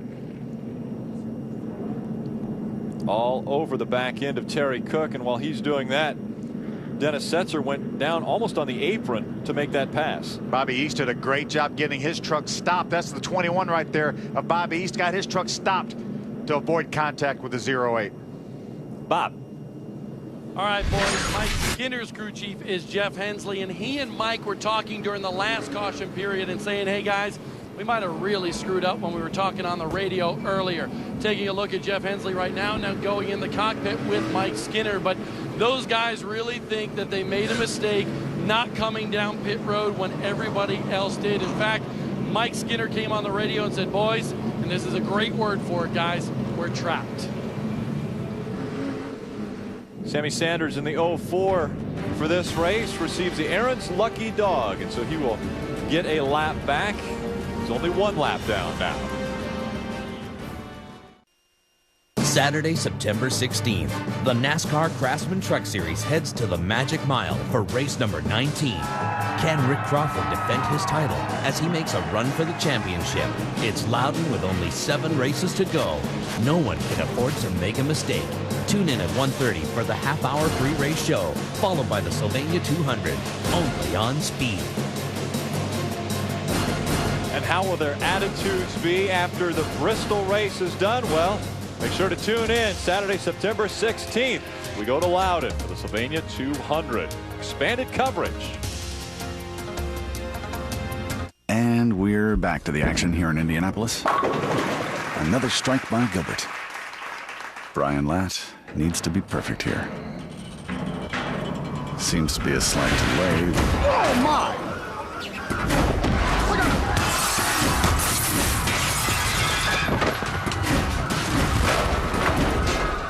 Not the official tools of bowling. The official tools of NASCAR. Craftsman at Sears. At Shell, we're constantly raising the bar. That's why all of our gasolines meet top automakers' highest standard. You gotta do something for me, dog. If you stop moving, you die. Juice Man, the only way to get revenge is to go faster. Jason Statham, Amy Smart, Crank, rated R. In theaters everywhere September 1st. Log on to speedtv.com and sign up for the Fantasy Cup Bristol Night Race Challenge. Don't miss your chance at $10,000. Sign up now for Fantasy Cup Bristol Night Race Challenge starting Saturday. Welcome back to Bristol Motor Speedway. Let's head down trackside to Krista. Well, the bad luck bug has bitten Timothy Peters for the second week in a row. This time it's an electrical issue. He said he could not get his truck powered up. They brought it back behind the wall. They couldn't find anything wrong with it, but they still couldn't get it started. They pushed it back onto the track, then brought it down and made a battery swap. So Timothy Peters is now way back there. This is the second week in a row he's had a great truck and has had some sort of problem. Bob. Well, Krista, a little bit of Toyota love down here on my side of pit road. The Toyota team's working together. David Starr running 6 and Mike Skinner running 7. Mike Skinner thought he had a tire going down, so they radioed to David Starr to check it out. Well, Jamie Jones came down off of his pit box, came over here to Jeff Hensley and said, you know what, A-OK, no problem. But Mike Skinner definitely doesn't like the handling of that truck if he thought he had a tire going down. Green flag back out at Bristol. Mark Martin, Todd Bodine, Johnny Benson, Ted Musgrave, and Jack Spranger are top 5. Got a Ford and Mark Martin and then a slew of Toyotas all behind him. Starr in 6th, Mike Skinner in 7th, all driving Toyotas. A truck on the move, Phil, that 15 truck of Rowdy Bush. He's driven up to the 11th spot. Right behind the 17 of David Rudiman. And he's fast. There's Bobby Jr. right here, the Fastenal Dodge. Bobby's being shown in the 9th spot right there. There's Rowdy Bush on the inside of Rudiman. He'll move him out of the way, take over that position. He is really moving quickly to the front. I'll tell you, those new tires that he put on are really agreeing with that truck right now. Plus, they're just so much newer than everyone else's. You know, he's got on truck tires that are about 100 laps better than some of the guys he's racing against right now. They're 98 laps better than all the cars that pitted on the lap 30 cycle. The 04 of Sammy Sanders just moved out of the way, let Kyle Busch go by. That was smart. Now Kyle Busch being scored in 11th, just behind the 59 of Chad Chaffin. We see Terry Cook slowing down again. He's got a bunch of trucks on the inside of him, Phil. He may have a left rear tire flat. See him wiggling there. Oh, had one on the inside of him. Yeah, there's David Reagan. They make contact right there. That's just how we saw that left rear tire of Chad McCumbie's go down. I think we've seen the 10 of Terry Cook sideways more than we've seen him pointed forward. He's had a rough night. It just seems to get on you at Bristol, doesn't it? It really does. There's no place to hide here. If it's not your night, you know, you just can't get out of the way here. Another guy who got a little bit sideways, the 77 of Brendan Gaughan, that Sherwin-Williams sponsor on board. Rudiman was chopping him down because Brendan tried to force his way in there, and Brendan came up on the short end of that stick. Ray, what's going on with Brendan?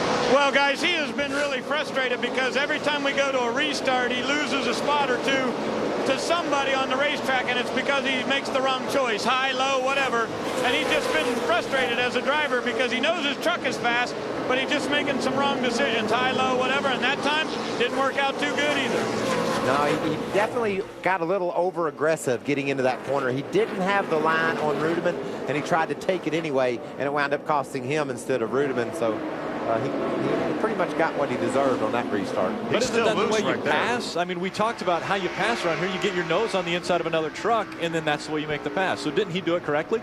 It didn't work. So obviously not. Let's go back down to Bob Dillon.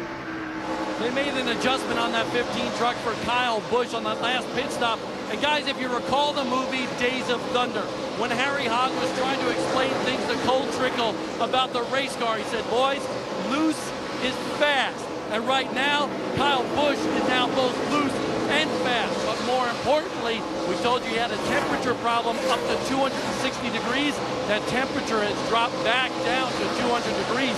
So A-OK, but running out of time for Kyle Busch. Everyone's running out of time as Mark Martin puts a lot of distance between him and second. Almost a second between Mark Martin and Todd Bodine. Benson Musgrave, Sprague round out our top 5.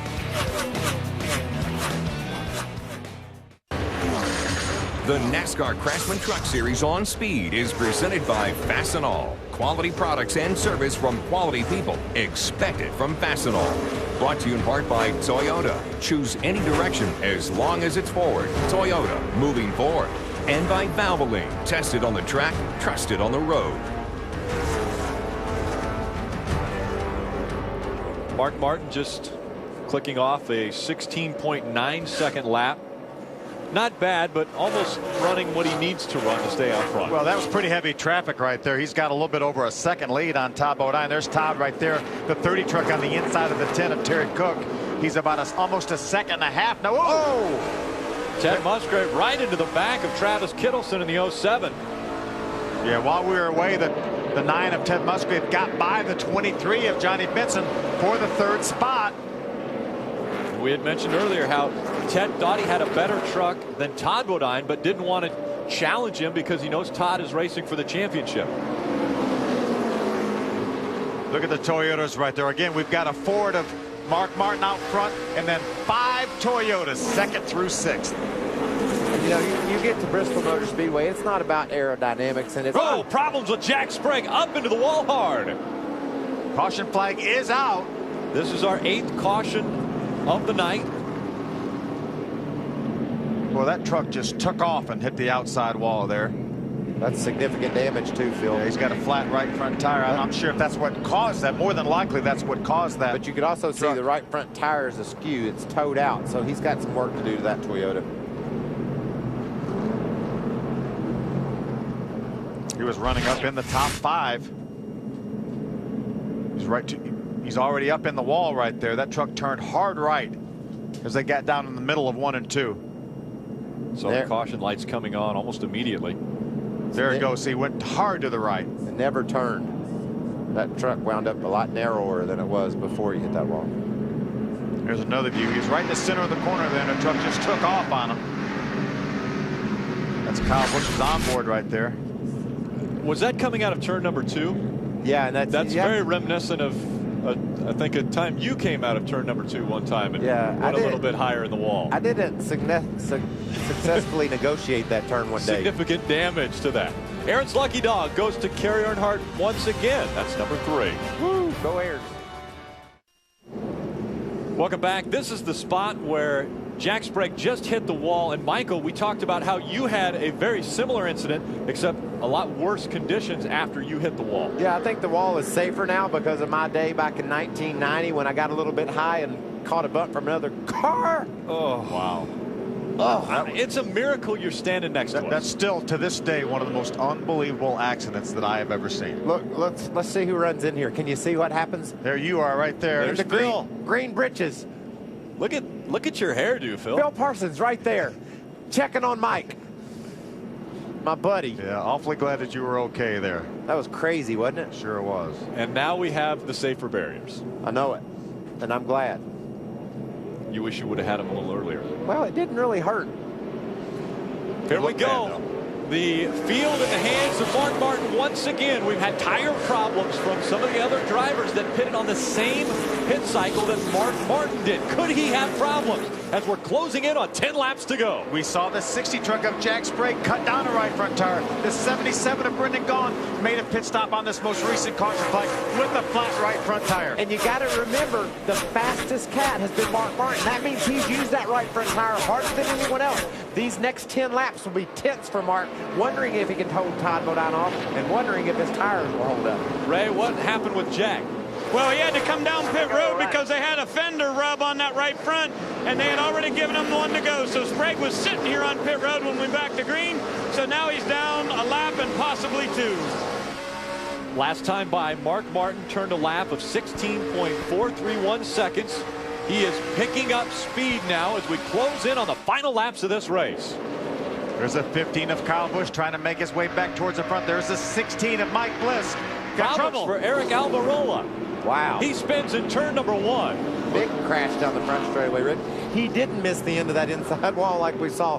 The Keselowski truck missed it earlier. He caught it. Yeah, a lot of damage to Eric Almirola's truck. You can see the fluid running out of the back of it there. That's obviously from the radiator or oil cooler. So he needs to sit there. He doesn't need to drive off. We're going to be inside of 10 laps to go, so we will have a single file restart.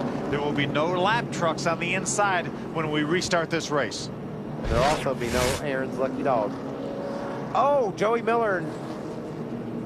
Look at Joey's truck. It's damaged on the right front. I can't tell what precipitated that. Could you, Phil? They probably got into a little bit more trouble coming off for turn number 4. Let's see if we can go back a little ways. There's a 75 right there of Eric Almirola. He gets loose coming off the corner. Oh, and Joey was just a victim. Joey was just a victim right there, but Eric's going to make some hard contact with the inside wall. A lot of damage to the front end of the 75, the Spears Manufacturing 75 Chevrolet. Can you imagine how many dollars worth of damage the end of that wall has caused over the years here at Bristol? Well, a lot of damage here at Bristol tonight. Ray. Hey, let's take a look at the tire that just came off Jack Sprague's Conway Toyota. You'll notice right here on the inside there's a melt on this bead, and that's whenever it came apart and then cut this line right up through the side here. Now this is the inside of the tire, but once the air goes down, again, the lucky thing was on the inside there, you'll see we did have an inner liner on the right side tires here. That saved Sprague from really getting torn up, but it was a melted bead that put him in the fence. You know, that's Bobby D.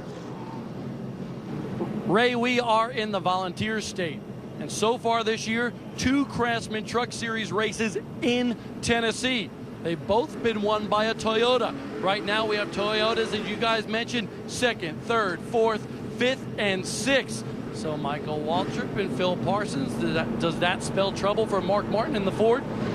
No, I don't think so. I think Mark's got this baby in hand. He's fast.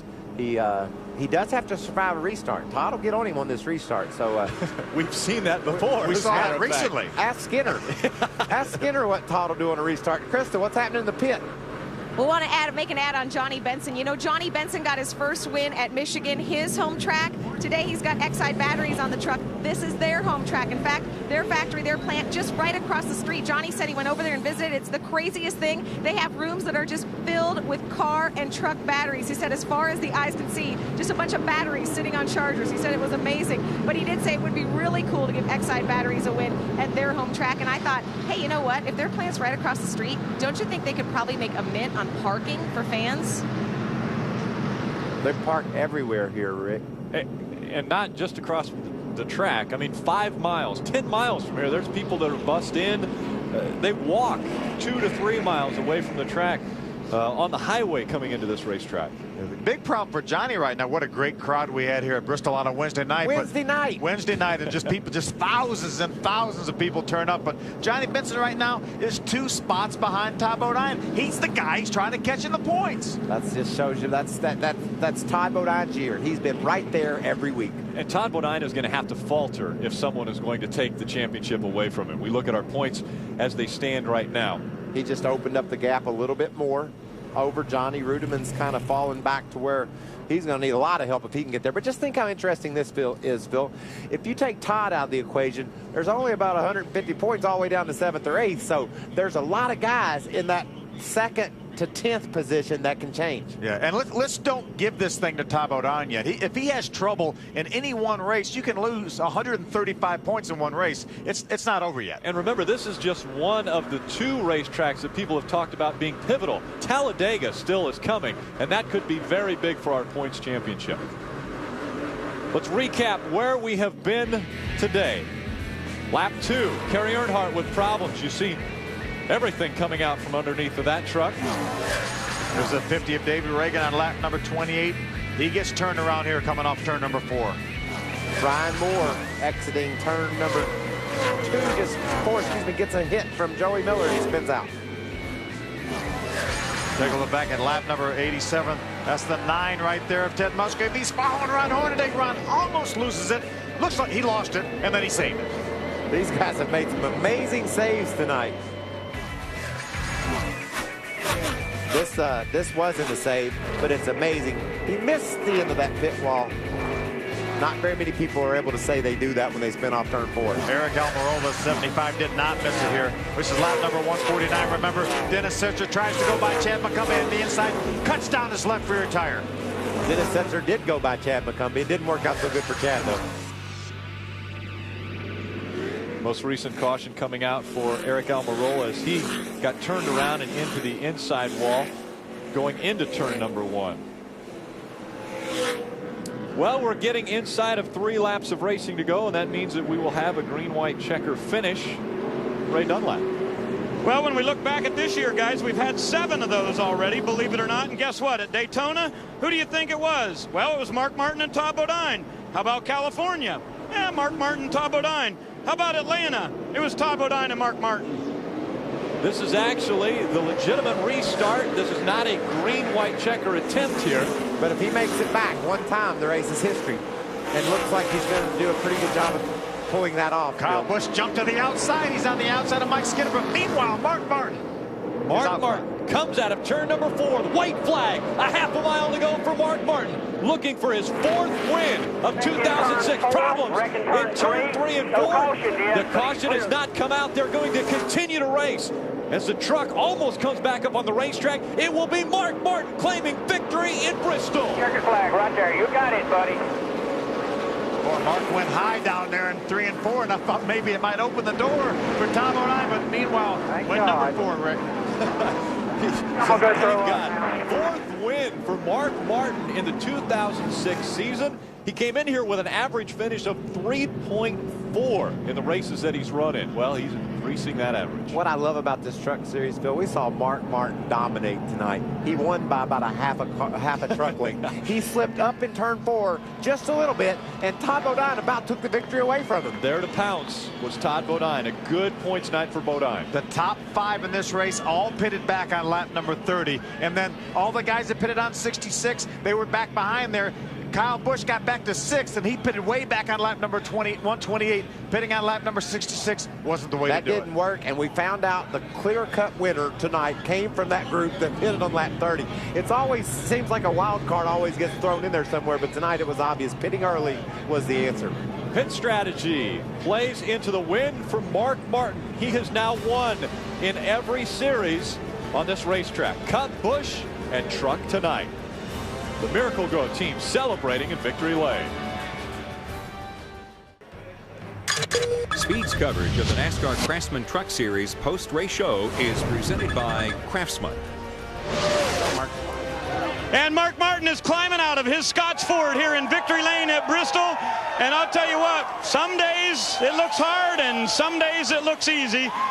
A Coke for the crew, and today, Mark, it looked pretty easy. That was a heck of a ride you had today. Yeah, it's all these guys right here. The Scott's F-150 was just spectacular, and you know, I'm just really lucky to be able to drive this thing, and really want to thank Jack Roush and this whole team.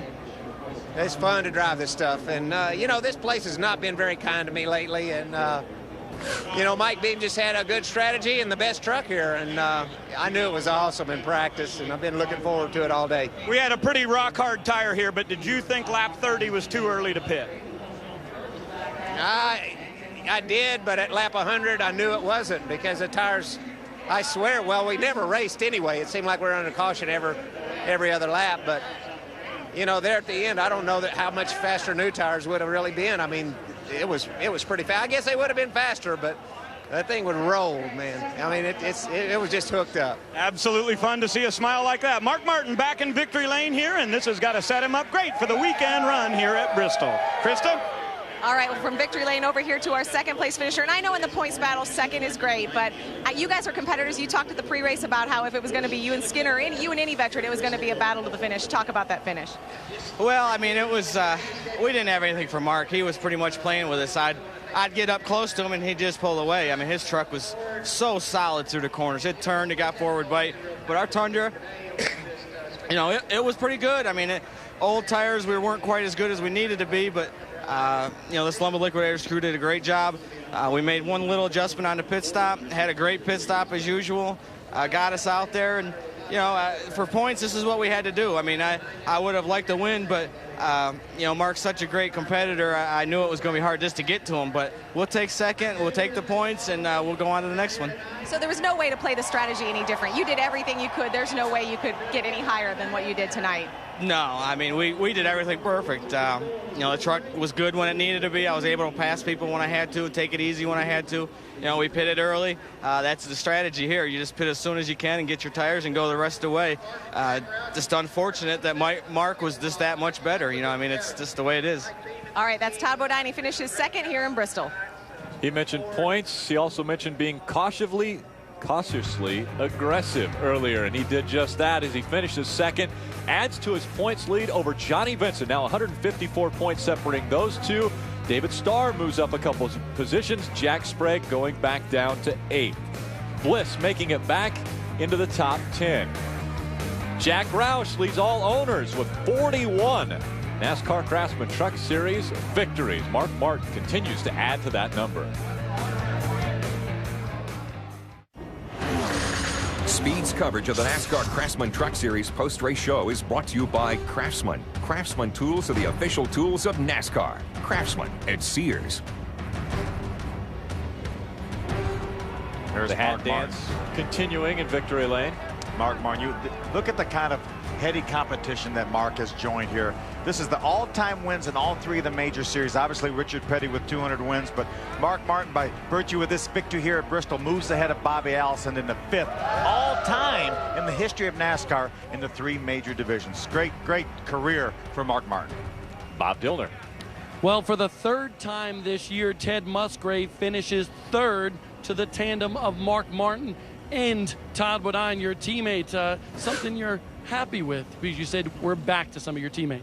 Yeah, actually on the radio there towards the end of the race, I said, hey, you know what, guys, this is like deja vu, old time. But Mark, Todd, and I, it's good to get the ASC Toyota back in the front again. And we were running really good, and everything was going to be all right. But then I knocked the grill in really bad on a lap truck, and it pushed after that, so I couldn't get Todd. But still a top 3 for Jermaine. That was pretty cool. But one of these days we got to get that 6 truck. You take a look at that grill. That baby was smashed in on that truck. But how much did that hurt you there at the end? Because you looked pretty quick. Yeah, it was pretty quick. Like I say, I was just trying to ride behind Todd there, and I even radioed in. I said, hey, are you riding, or are you all out? Because if you are, I need to get moving here. But then he took off and made a move on Johnny, and then I finally got by Johnny. But like I say, pushing that truck out of the way really got the front downforce screwed up on my truck. But hey, after what I've been through, taking third, I'll take that right now. Ted Musgrave said, we are back, Krista. Well, someone who isn't back because he's been here all along is Johnny Benson. Johnny, in pretty good spirits, but I heard you say that that's really all you had. Is that the case with your truck tonight? Oh, that's all I had. You know, somebody asked if I had something for Ted and Todd. I was like, they were watching earlier. They went by me. So really got to thank Exide Batteries for coming on board. Went through their plan here right across the street. It was pretty cool. And just anytime you come out of here with a top 5, it's a great day. But nobody had anything for Mark Martin. He was those guys did a tremendous job. And both Ted and Todd were pretty good too, so we're happy with coming out of here 4th.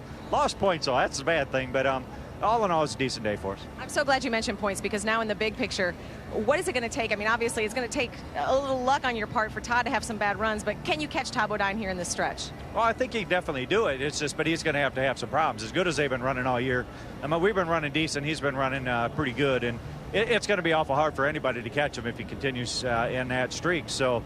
You know, but there's a lot of races left. We saw Ted come from a long ways back last year, but you know, but it's going to be tough. We've got our work cut out for us, and like I say, I mean, we got some points last week, and he got some this week, so it probably all balances out. But you know, we need to go win a couple more races. He needs to have a little issues, and we'll be okay. All right, it's going to be hard to catch him, but Johnny Benson sure is going to have fun trying. Bob? David Starr, after the day you had, you have to be thrilled with a top 5 finish. We really are. Hey, Jeff Hammond, Tom DeLoach, they put together a great racing team. My Toyota Tundra Red Horse Racing team is incredible. With our new sponsor, ToyotaForklift.net, we're just excited. I tell you, the driver kept screwing up. I screwed up in qualifying. I jumped to start. We got a lap down. We got the lucky dog. So to come back, get us a top 5, we're pretty excited about that. How about that? An honest driver saying he screwed up, but they came back for a great finish. Take a look at the unofficial results. Again, Mark Martin claiming his 5th career win in just 11 starts in the Truck Series. 45% win percentage there. Kyle Busch fought his way back. A late pit stop all the way back up to 6th. Pretty good job there. Good to see Bobby Hamilton Jr. up in the top 10 with that truck of his. And Joey Miller back with Darrell Waltrip's team. Got a top 20 finish for those guys. Chad Chapman with a good 11th place run, and Jim Harris is melling forward. Jack Sprague with that right front tire going down, relegated back to 23rd. I'm pretty sure Marcus Ambrose is sure he's seen it all now. He's from Australia, and they don't have anything like Bristol over there. Short track racing from Bristol, and we switch gears and head to New Hampshire International Speedway. Saturday, September 16th. Again, expanded coverage of the NASCAR Craftsman Truck Series for the Sylvania 200. I like that pre-race show. Ray's got that nice desk down there, and had a guest with Harvick. I think we're looking pretty spiffy with that pre-race show. And Mark Martin right there, he's going to be back at Loudon in a couple 3 weeks from now, along with Kyle Busch. We'll have a couple Nextel Cup invaders again. These cats down there in the Truck Series don't want to hear that. Man, has Mark been tough. But I think they like to race against the best, and right now Mark Martin showing that he is the best right now in the Truck Series. They would have liked it better if he wasn't here, though. Well, the O'Reilly 200 is claimed by Mark Martin, but it wasn't before the bumping and banging and sparks flew. Typical short track racing at Bristol. Fans got a great show. The smoke flew, but when the smoke cleared, again, it was the 6 Scotts Ford of Mark Martin claiming the victory at the O'Reilly 200 at Bristol Motor Speedway.